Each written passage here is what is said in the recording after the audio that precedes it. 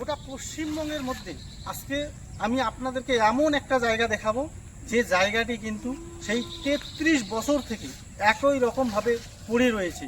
সেই জায়গাটি হচ্ছে বীরপাড়া এবং ফালাকাটা ব্লকের সংযোগস্থল জায়গা। যে শিশুবাড়ি হয়ে যে রাস্তাটি এসেছে সেই রাস্তার শেষে, সেই রাস্তা কিন্তু পিডব্লিউডি রাস্তা।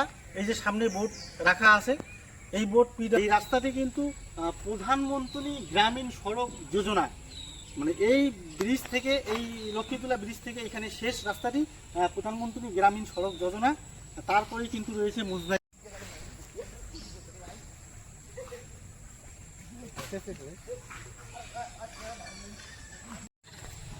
এই যে সেই ভাঙ্গা ব্রিজ, এই ব্রিজটি কিন্তু মোটামুটি আজকে থেকে ৩৩ বছর হয়ে গেল। 1993 সালে এই ব্রিজ ভেঙে গেছে। আজ পর্যন্ত দুটো সরকার পাল্টি হয়ে গেল, দুটো সরকার চেঞ্জ হয়ে গেল, এই ব্রিজ কিন্তু আমরা পেলাম না।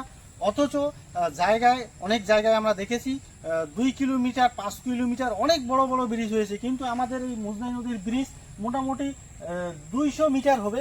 এই 200 মিটার ব্রিজটি কিন্তু আমরা কোনো সরকার আমাদের করে দিল না।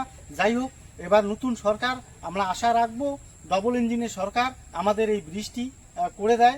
এই ব্রিজটির জন্য আমরা যারা ফালাকাটাবাসী রয়েছি নদীর ওই পাড়টা, আমরা কিন্তু স্কুল, কলেজ, হসপিটাল এ সমস্ত জায়গায়, অনেক জায়গায় গিয়ে যেতে পারি না।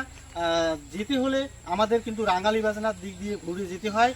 বাচ্চারা স্কুলে যেতে পারে না, অনেক অসুবিধার মধ্যে আমরা কিন্তু ফালাকাটাবাসী এবং রাঙ্গালি বাজনার বেশ কিছু অংশ শিশুবাড়ি থেকে যে রাস্তাটি আসলো, এখানকার মানুষজনের অনেক।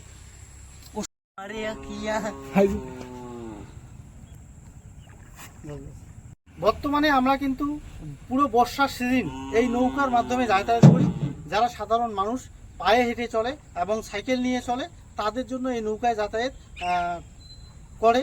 কিন্তু যারা গাড়িতে যায় বা কোনো পেশেন্ট অ্যাম্বুলেন্স নিয়ে, আমরা কিন্তু এই নদী ফালাকাটা এলাকাবাসী পার হতে পারি না।